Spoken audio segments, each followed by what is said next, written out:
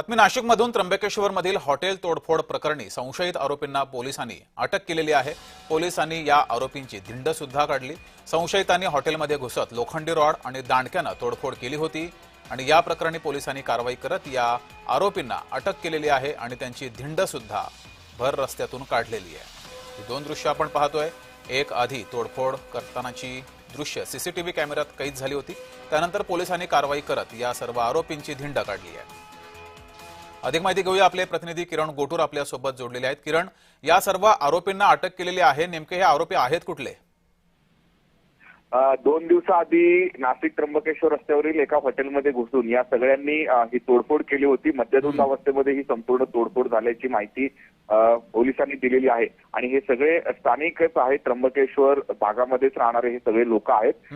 फक्त जे कारण आहे ते अद्याप स्पष्ट होऊ शकलेलं नाहीये, पण या सगळ्या घटनेनंतर पोलिसांनी या सगळ्या लोकांना ताब्यात घेऊन गुन्हा दाखल केलेला आहे आणि या सगळ्या आरोपीची धिंड जी आहे ती त्र्यंबक या भागात काढल्याचं आपल्याला बघायला मिळतंय आणि या सगळ्या प्रकरणी त्र्यंबकेश्वर पोलीस ठाण्यामध्ये गुन्हा सुद्धा दाखल करण्यात आलेला आहे। नेमकं ही तोडफोड का करण्यात आली त्या संदर्भात अधिक चौकशी पोलीस करताना बघायला मिळत आहे। मात्र कारण जरी समजलं नसेल तरी काही वाद होता का किंवा काही पूर्वविमनस्यातून हा हल्ला किंवा ही तोडफोड झाली होती?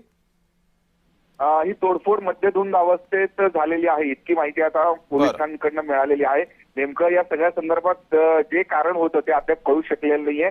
काही पैशांसाठी सुद्धा वाद झाल्याची जी माहिती आहे ते प्राथमिक तपासात समोर आलेली आहे, त्यामुळे या सगळ्या प्रकरणी अधिक चौकशी पोलीस करताना बघायला मिळते। ठीक आहे किरण, धन्यवाद दिलेल्या माहितीबद्दल।